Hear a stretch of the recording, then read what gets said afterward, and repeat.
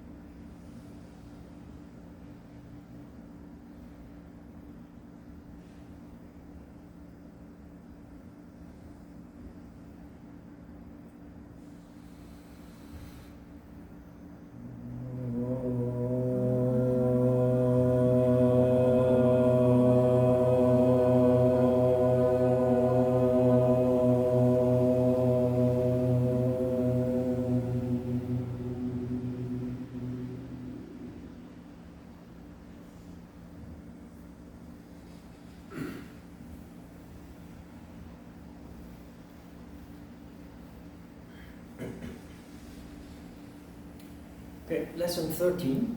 We have two subjects. Introduction of Kriya, which we will do after Asana. First we start also with another new subject, is the Chakras.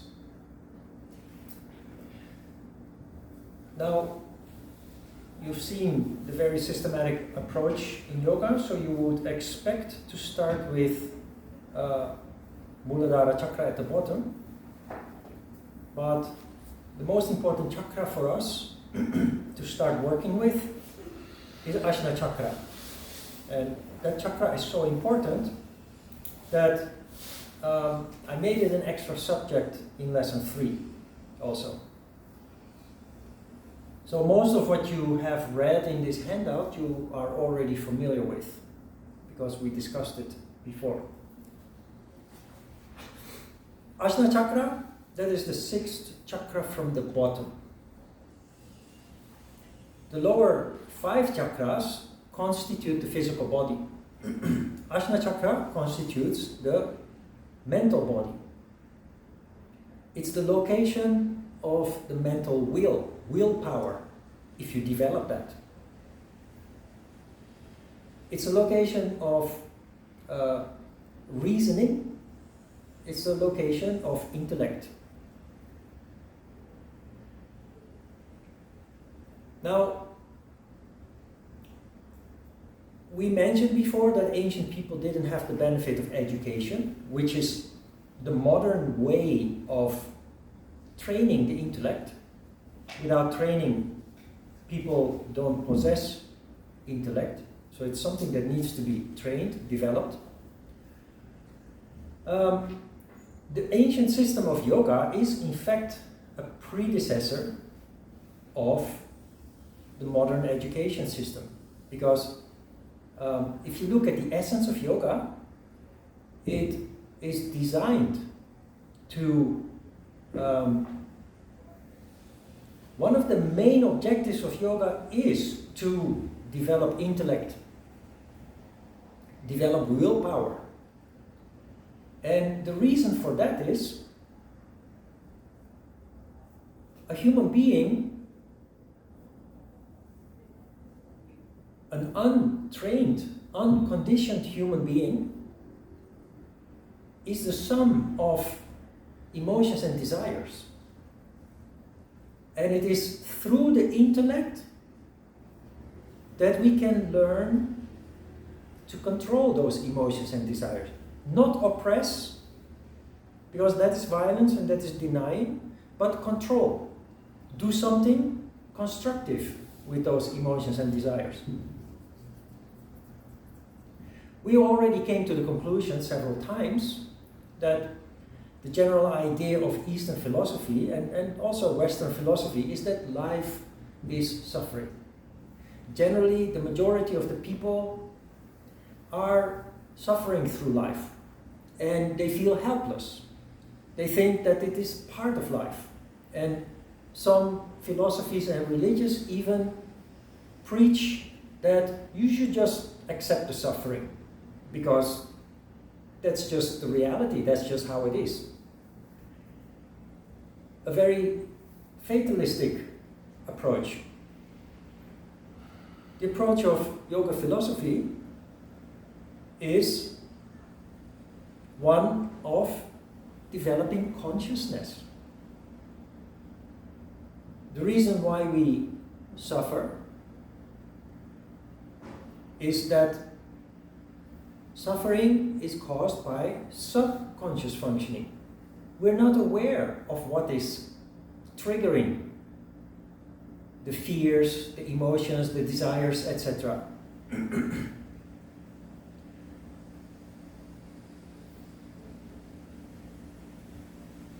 Last week we talked about asana and pranayama, and I expanded on that.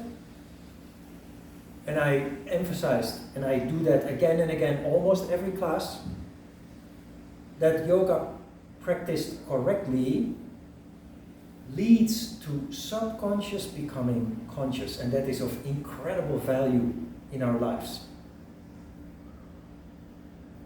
With the subconscious becoming conscious, we start to understand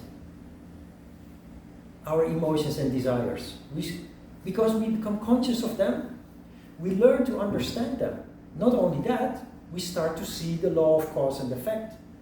What is causing these emotions to arise, to be triggered? Why do we suffer from them when they occur? So it's a very big part of this course to help you to understand that.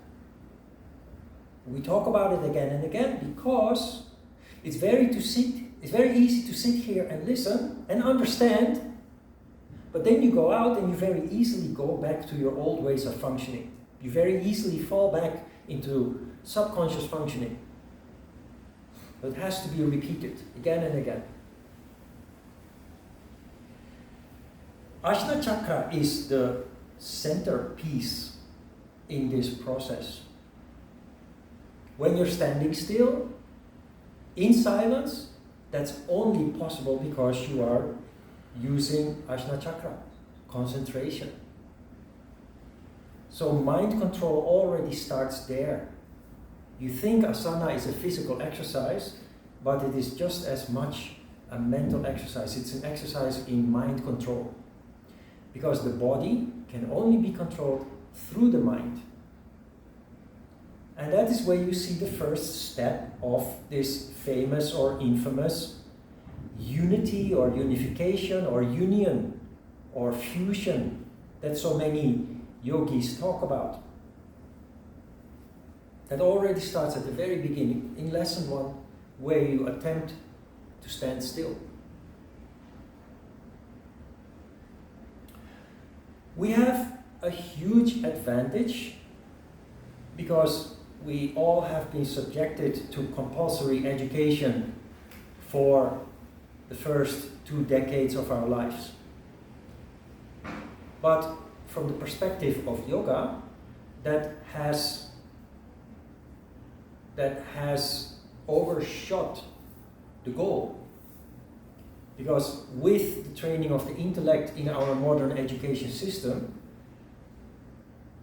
we have been infused with a huge amount of data, knowledge, conditioning. We call it conditioning. We are conditioned to think in certain ways and patterns, depending on the school that we attended, depending on the family in which we grew up, depending in the culture in which we were born, etc. So, with our yoga practice, we basically can just go back to the basics of yoga, using that conditioning through education as a foundation, but then take a step back and try to clean up a little bit. Become aware of the conditioning, the conditioned thought, and try to find our own insights, try to find our own opinion beyond what we have been taught to think. So education is like a computer. It puts a huge amount of data into our hard disk, which is our brain. If you practice yoga without education, it develops the computer without all the pollution, without all the data. And you know, when a computer contains little data, it's very fast and efficient. While a computer that is stuffed with huge amount of data is very slow, becomes very slow.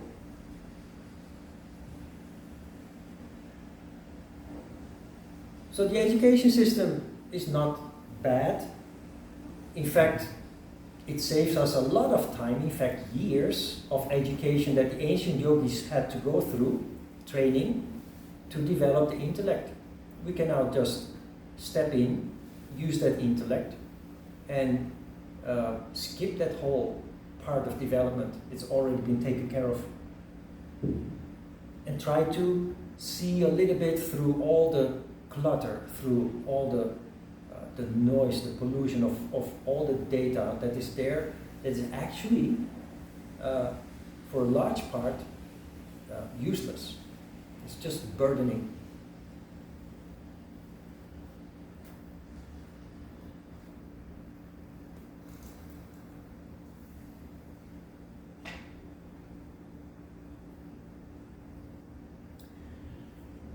Ajna Chakra is subject to 3 different conditions. All chakras are, and depending on the condition that it's in, it will function in a different way. This is very important to start understanding this. That is where you start seeing the importance of control of your condition, especially sattva. You see on page 1, we described the 3 conditions, starting with sattva. In sattva, Ajna Chakra expresses itself in observation. The 6th sense, what we call the 6th sense, intuition, presentiment, telepathy, all become possible in the condition of sattva.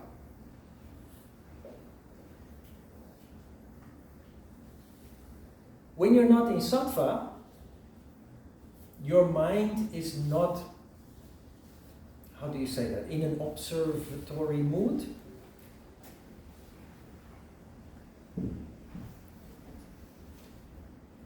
When you are peaceful and calm, which equals sattva, you have your brightest moments in life. Whenever you are dealing with a complex issue, which you try to solve by sheer thinking, you often get stuck. You often have a sense of getting lost in the complexity of what you're looking at. Then in a moment of sattva, in a moment where you just take a deep breath and let go of the problem, suddenly the light goes on. And just in a flash of a moment, you see the solution to the problem. The moment that you catch the essence of a problem, it's not a problem anymore. Because the moment that you catch the essence, the solution presents itself.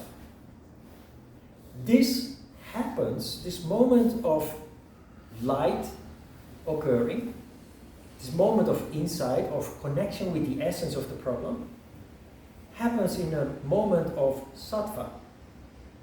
So just to indicate how valuable sattva is, the more often you are in a condition of sattva, the better you function on that level, the more insights you will have, receive.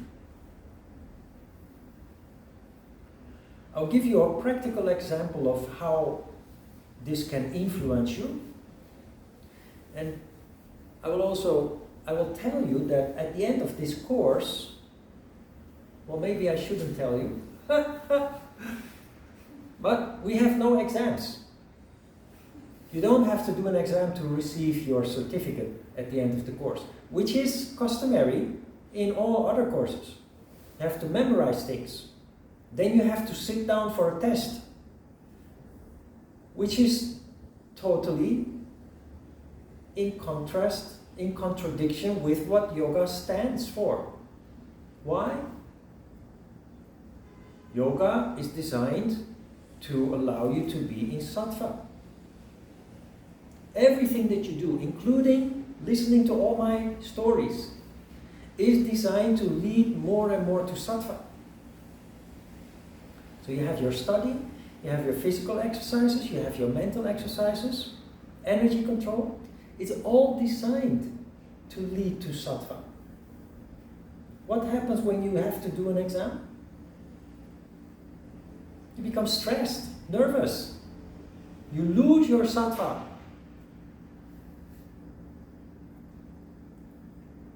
I remember when I was in school,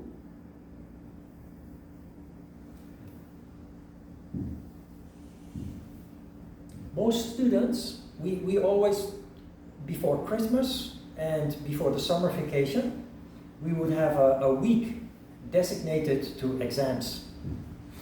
So you don't have any other classes, only exams, one or two exams a day. So you study in preparation for the exam that you have. I remember very vividly how almost every student, just right upon the moment that you enter the exam room, very nervously continue to study, very nervously continue to memorize. And I remember me sitting in the windowsill with a cup of tea, just staring outside, looking at the people passing by in the street, going to the bus stop. Later, I realized the difference. Because people habitually shut down when they are nervous. So they studied a lot before they came to school, and while they are in the school, waiting for the exam room to enter the exam room, they're still. And then they sit there, they've done all the work, and the moment they have to answer the questions, they shut down. They have blackout. Well, me, I would prepare before the exams, but the morning that I wake up that I have the exam, I did not touch my books anymore, or my notebooks, my notes. I would just try to just spend the time until going to the exam room leisurely. Interesting thing is, questions that I didn't exactly know the answer to, I would always have a creative way of filling in something anyway related to the question. And that always gives you some points. Why? Now I understand why. Because I was in a relative sattvic condition, allowing me to be creative with the material that we studied, but I didn't know the exact answer, but I would be able to give some important points that gives the teacher the impression that you know what you're talking about. Although it is not the correct answer 100%, you know what you're talking about, you get points for that.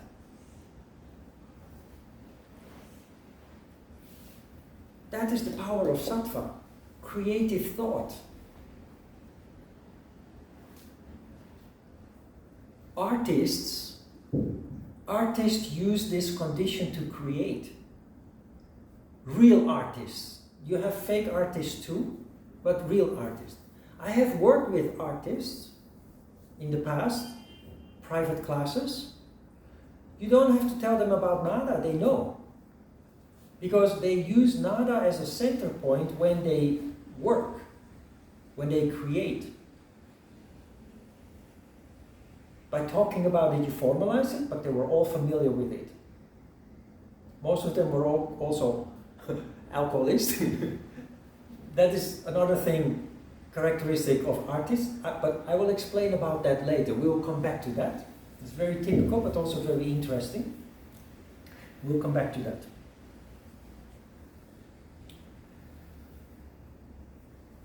So try to avoid stress and being nervous.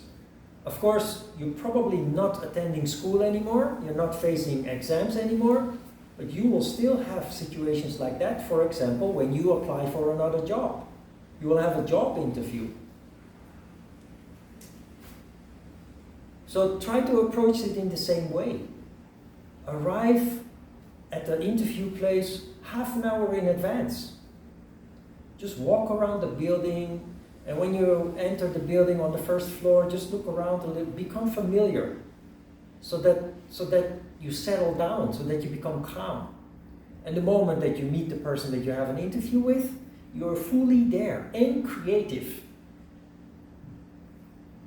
You'll be able to connect with the person and have a sense of sympathy, and increase, of course, your chances to get the job. If you come late and you haven't given yourself some time to familiarize yourself with the place, the energy, the vibration is totally different. And the interviewer, consciously or subconsciously, is negatively affected by that.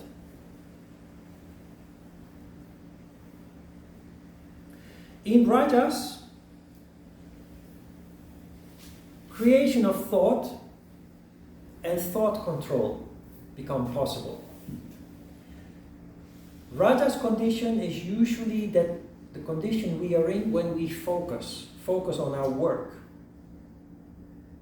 And because we have a sense of control there, and because Rajas comes with a light sense of euphoria or exhilaration, people have a tendency to become workaholic as a result. Because they feel good as long as they engage. Because Rajas gives them that uplifting feeling. It gives them a sense of control of the matter that they are working with. The moment that we disengage, we fall back into a tamas condition to recover from the activity. The reason why we become workaholic is because we don't like the tamas condition. Because in a tamas condition, Ajna Chakra is out of control, leads to a negative cycle of thought. And nobody likes that, so if you are a bit active by nature, you don't allow yourself to sink into a depression, because that is the next step after you enter into the negative cycle of thought. You go back to the activity that uplifts you, that makes you feel good. And very often, that is people's work.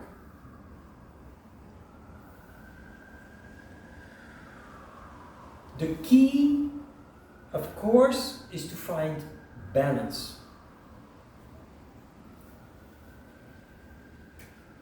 Rajas and tamas are conditions that interchange naturally. That is a law of nature, a universal law. That is why after a day of hard work, you are exhausted. That is the way of your body to indicate that you need to rest. Rajas needs to be corrected by tamas. If you continue in a Rajas condition, you exhaust yourself to the point, possibly, in very extreme case, that you drop dead. So in the end, as yogis, integrating yoga more and more into our lives, we try to spread it out.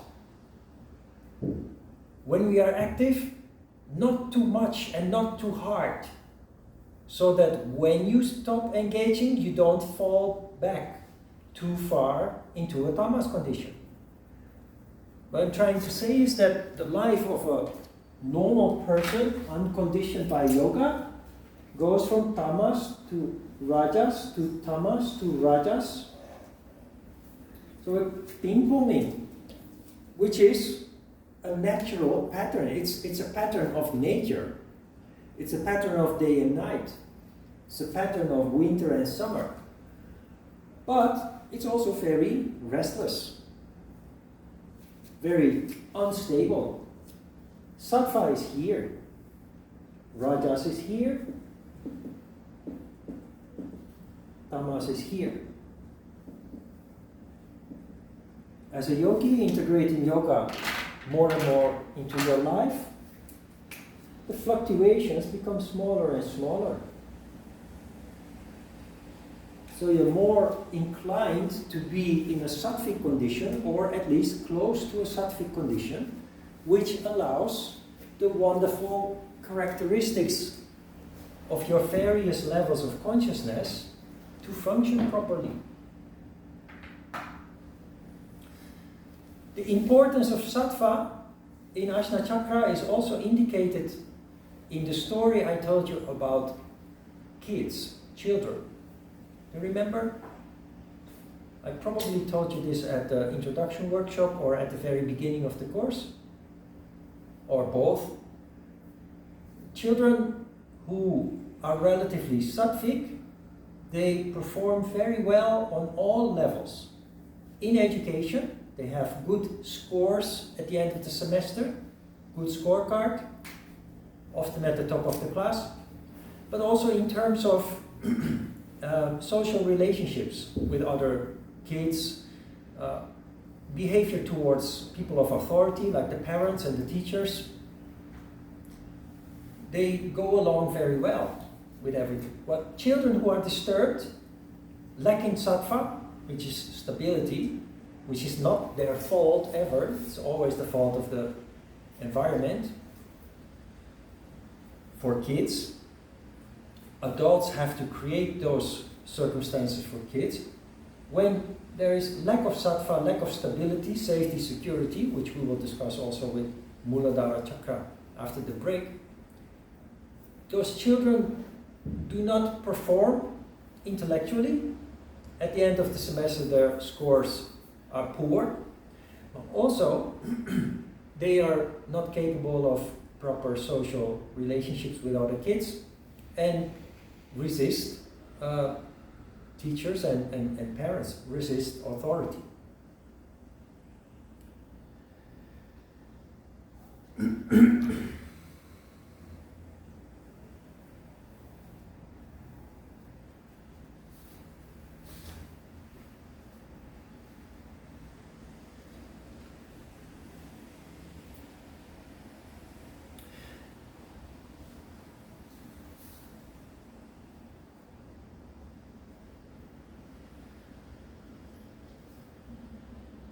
The whole system of yoga is designed, and that is why yoga is not just physical exercise, is designed to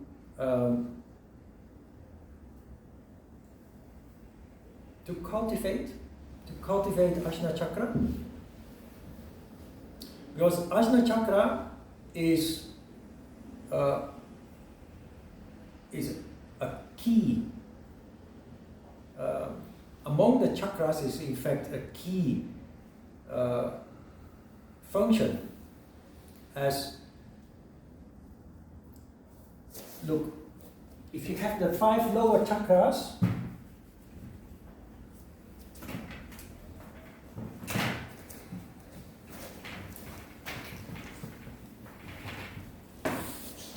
you have the 5 lower chakras, which are all locations of we call it lower consciousness, but you have the lower emotions and desires, then you have the higher emotions and desires, instincts.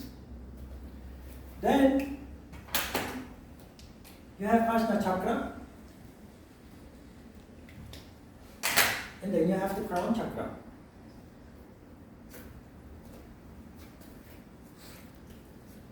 The reason why we function subconsciously and therefore suffer through life is because there is a disconnect between Ajna Chakra and the other chakras.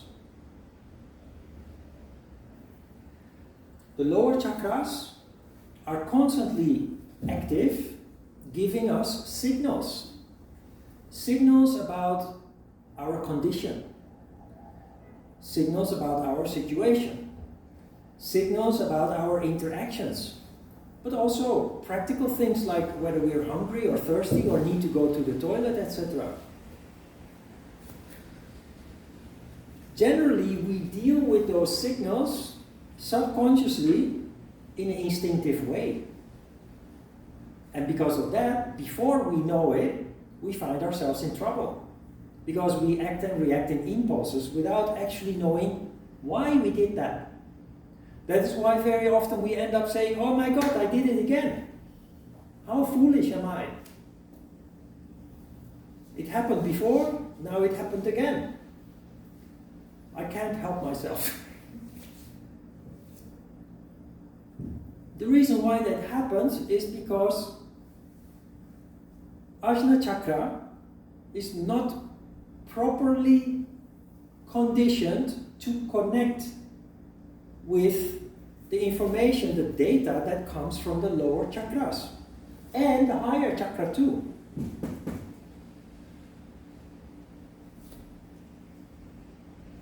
If you are a spiritual person, if you've done the work and the crown chakra is relatively open, you will receive a lot of information from the crown chakra too. Wisdom, insight, deep insight comes from this level.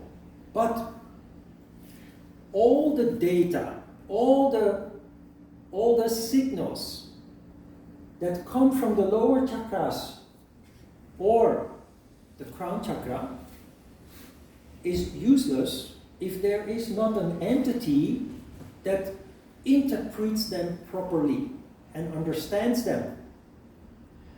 The reason why we keep making the same mistakes again and again, the reason why we often find ourselves thinking, oh my God, I should have done this differently, or I should have said something differently, is because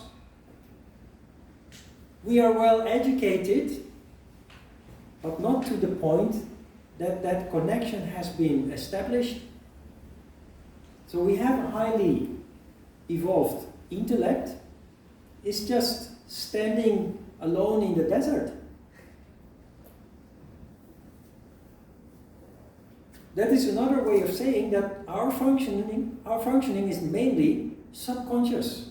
And because it is subconscious, we have no control over it.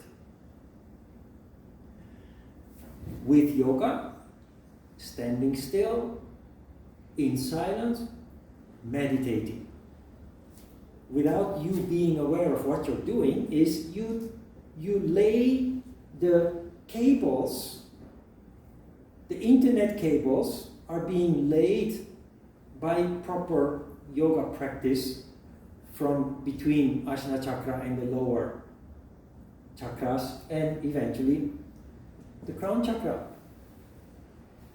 In practical terms, it means your subconscious becomes more and more conscious. But the interpretation always takes place in Ajna Chakra. That is why we call Ajna Chakra the commander-in-chief, the boss, the general. But it has to be trained to take that role.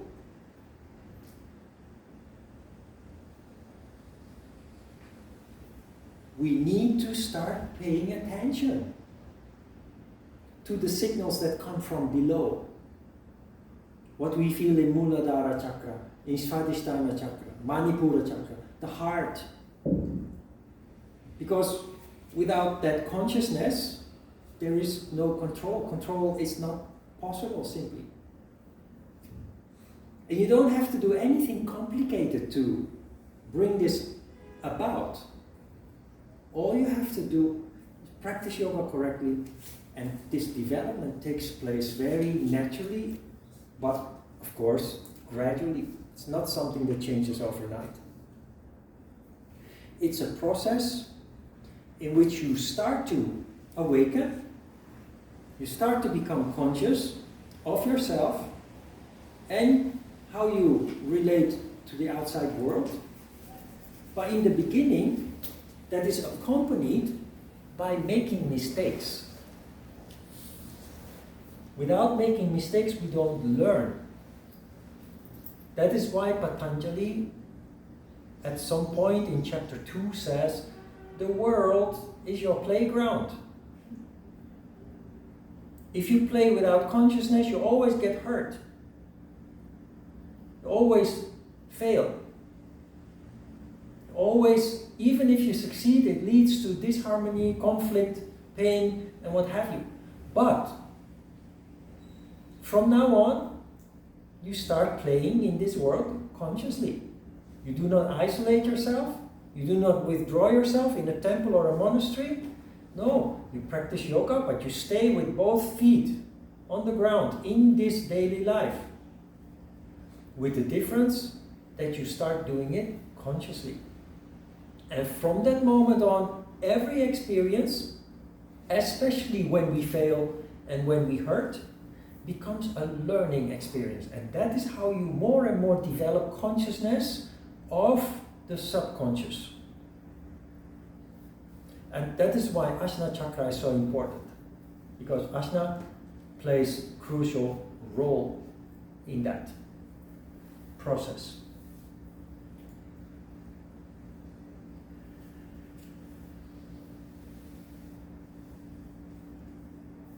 The power of thought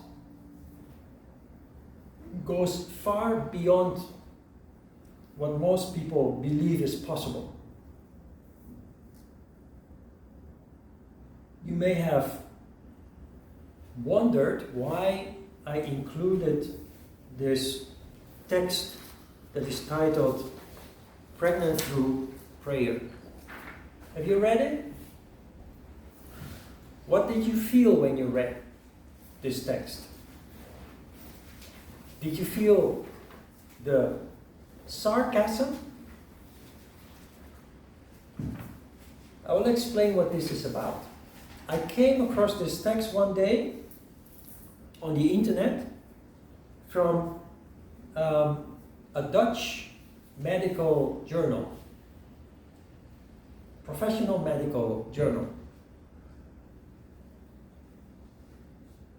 As a yogi, I was, of course, immediately drawn to that article. I translated it from Dutch into English, and I tried to translate it as genuinely as possible so that you can feel how the scientists that wrote this research,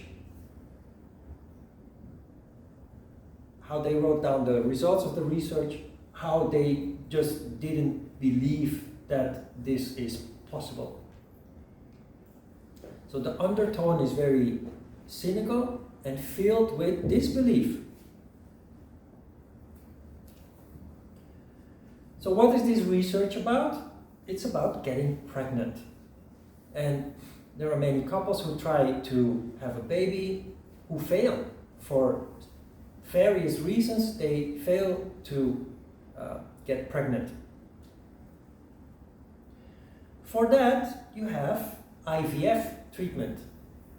So you go to a hospital and doctors will then take sperm cells and ovum from the womb, and in the laboratory they will make them together to increase the possibility of getting pregnant.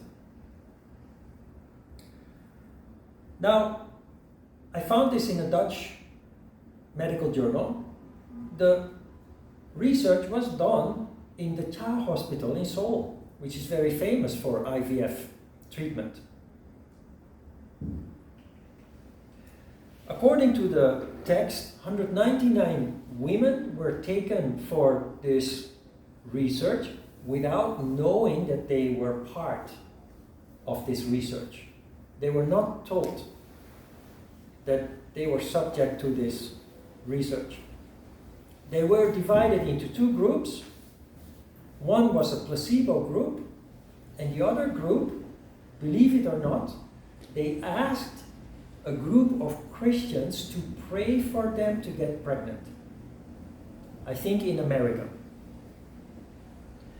They asked another group of Christians in Canada to support the first group, to reinforce the strength of the prayer. And then they asked a third group in Australia to support the other two groups, to reinforce it even more. It sounds like a joke, the way that it is written, but to their surprise, 50% of the women got pregnant in the group for whom they were praying, and only 25% in the placebo group. That difference in percentage, which is double, is impossible to explain away by saying that it's coincidence. If it was 1 or 2% difference, then you can easily dismiss that. But 100% difference, the reason you understand why they wrote this in such a cynical way. They are scientists. Scientists base their reputation on science. Things that can be proven in concrete ways.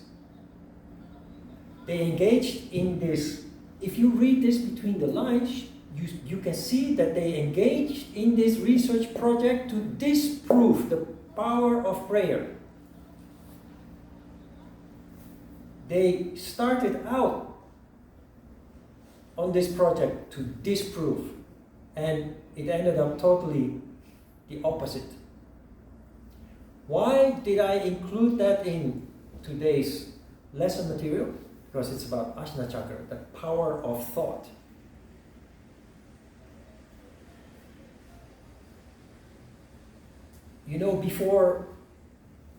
Still, these days we communicate more and more by text message, but still you have this phenomenon. Don't you have that? Don't you have moments that you think about calling somebody? And your hand goes to the phone, you want to pick up the phone and dial the number of the person you thought about calling, and the phone rings, and you say, "Hi, it's me." "Oh, you? I was just going to call you." What happened there? There are two possibilities. The moment that you thought about calling that person, and you picked up your phone to call, and then it actually rang,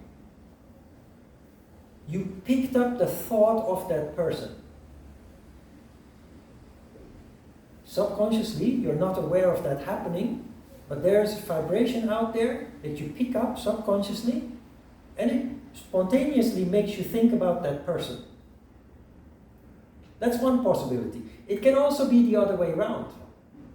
You thought about calling that person, and that person picked up the vibration and was ahead of you, dialed your number faster than you did. This is not a coincidence. This is what you say when you pick up the phone is, "Oh, it's you, I was going to call you." What a coincidence. No, it's not a coincidence. It's the power of thought.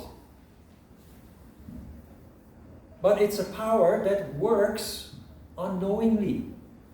We don't have the sensitivity, the refined sensitivity, to consciously feel that people are thinking about us. But it manifests in other ways. The fact that you think about calling that person and that person is actually calling you. Why is this important? If you understand the essence of what this is about, you understand that you, as a yogi, has a responsibility. You have a responsibility of how you think. Because from now on you know and you understand that if you have negative thought, you cannot think anymore, it's just a thought, I didn't express it. Because you do, in a subtle way. The vibration is out there and people are harmed, hurt by negative thought coming from you. The opposite is, of course, also true.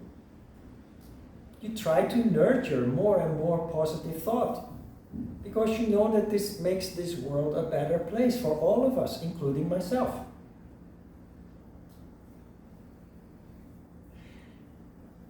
If you have a positive thought, positive attitude, positive vibration, positive energy, positive things more and more will come your way. But that also means the other way around. If we have a negative attitude, negative vibration, negative energy, negative things will be attracted to you. So it's a bit selfish. You do this for your well-being, your own well-being, but the world around you benefits from it. That is control, isn't it? That is pure control. And that is what yoga is about. It is about control, and it goes this far. And you know, the vibration of thought is limitless. If somebody on the other side of the world, 10,000, 15,000 kilometers away, thinks about you, that vibration is here in an instant.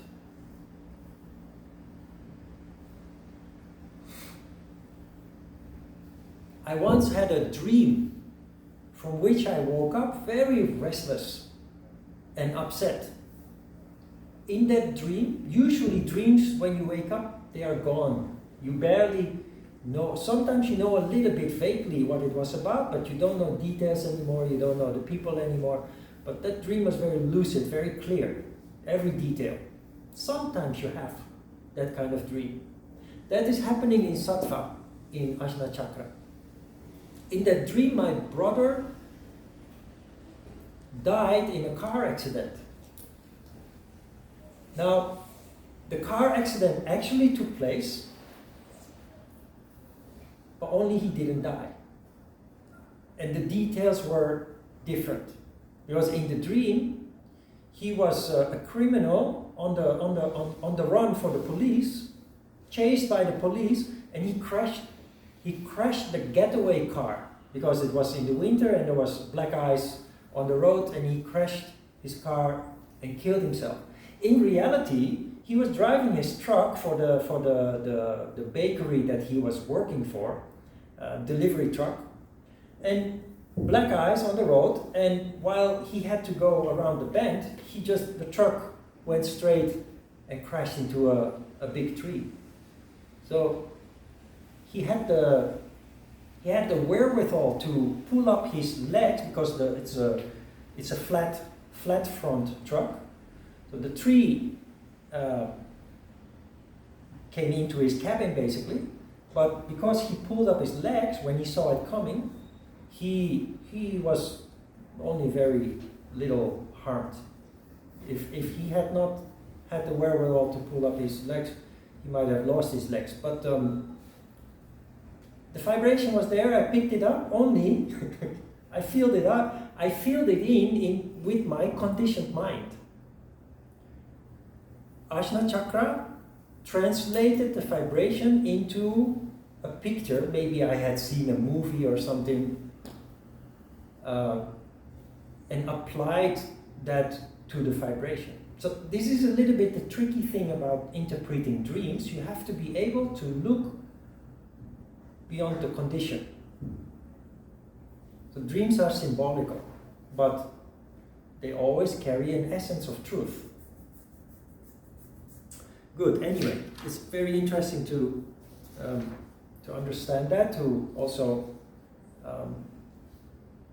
keep that in mind in daily life, that what you think matters.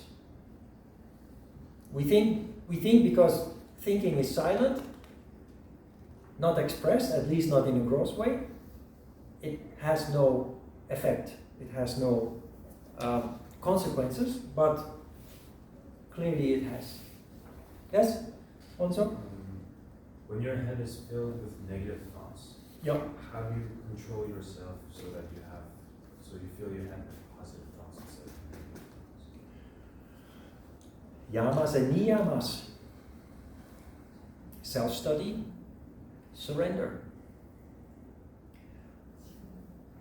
When the head is filled with negative thoughts, it's because we are going through a negative experience. But when we go through a negative experience, if we perceive it as a negative, then we are in a negative vibration. So that is also, it's a good question. That is where Ajna Chakra comes in.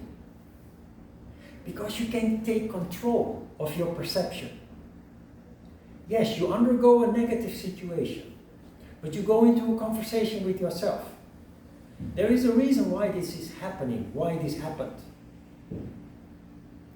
If you, especially people who meditate, if you close your eyes for a moment and you connect with the misery that you are going through or the negative situation that you are experiencing, you start to see a pattern, you start to see a connection. You start to understand how you got there in that situation. When you understand that, you start to see that there is a reason, and if you take control, it has a purpose. You have to go to work. Try to do something constructive with the misery that you are in at that moment. So, when you understand that, a negative always has a positive. A bad experience always leads to a good outcome. But we have to do a lot of effort for it. And one of the most important things we have to do is mind control. The moment that we are hit by a sense of negativity or misery, we have to sit down and say, hey, what's happening here? How do I feel? We have to assess our condition and try to understand where it's coming from, what is causing it, how we got there, and then draw conclusions and go to work and change it. So doing nothing and meditating is not always the answer when you have negative thoughts, feelings? Meditating is crucial, but when you meditate, you gain insight. You cannot remain passive with those insights. That would be foolish. What is the use of all those insights if then you end up doing nothing? Insights are there to help you understand what to do next, to improve the situation.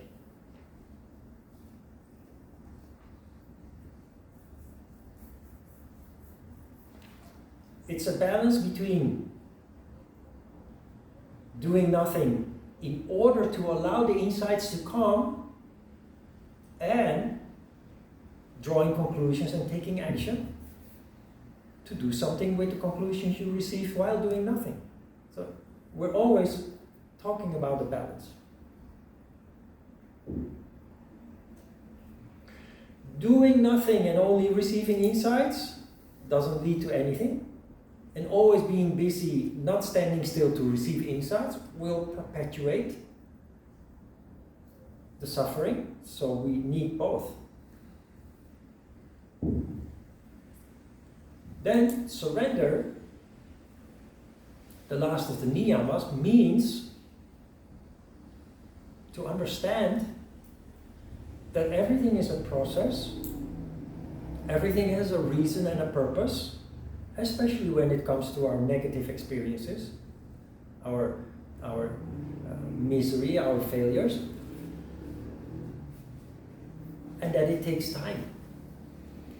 Because in your realizations, you will see that you are conditioned to function in a certain way, which leads to the misery. Why are you conditioned in that way? You look back into your past, your childhood, And you will find how you became conditioned in that way. But you don't have to accept it. You can change it, but it takes time. So be patient. Be patient and remain. If I use the word diligent, it implies being busy, but you shouldn't be busy. Just little by little, step by step. And along the way, you take care of daily life. Work, family, even entertainment.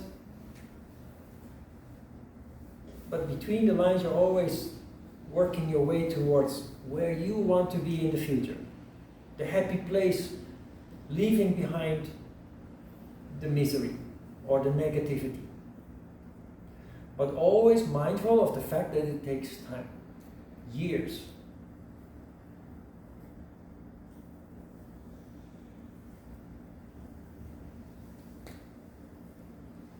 Okay, let's have a short break.